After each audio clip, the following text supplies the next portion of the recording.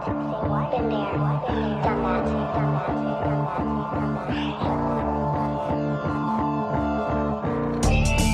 Yeah, Sherwell.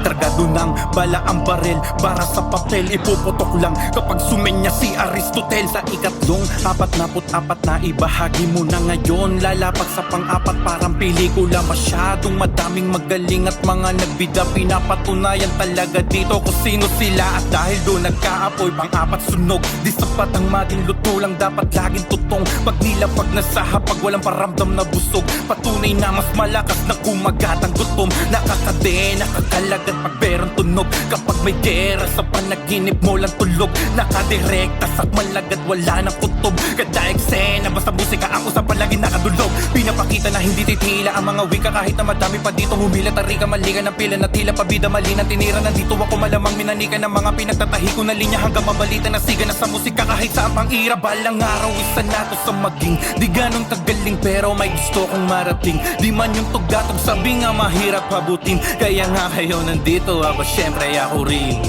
Kahit pa ulit-ulit ang pagguhit papel may mapunit, di pa solid sinusulit na gawin.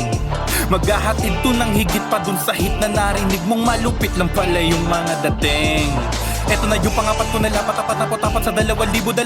Patuloy mga balak hanggang sa lumawa, kahit balik na rin mo pa ang watawat. Walang kailangan na magpaliwanag, lagi nakatapak sa harap. Wala na nga awat para sa pangarap ko na hinahata kahit pa kumalat. Pawis dugo, ngalay na kamay, dekadang sumabay, lapos manay mapudpod. Kasado tong pinanday, hindi mo mabubukod, kaya ko nang pumantay. Wasakan to ng loob, di mo mapapaaray. Dito mo makikita ang yaman na hindi labasan ni yaban na lang natural. Ang pagkakagawa din disenyo ng mahaba kalakaran na nga pala kamay sa pagsulat ng mula sa totoong realidad. At ang abilidad dito ay pinalawak at pinalaganap, hindi nakirap basta at nakilakad. Tahimik sa kuta, gumawa ng bomba para lakbayin ang iyong binigay na ruta. Nasa tagiliran ng lakanda tong hugutin kapag marami dito ang mga nagdududa. Kinakalaro ka palaran sa musika na parang bata lasangan na kahit saan umaabot na ang talampakan na dialita na dala lang itapang handa lang palagi sa pwede mangyari. Lumaban ng patas lang ang binahagi. Maraming salamat sa pang-apat na 44 alalay ng hari.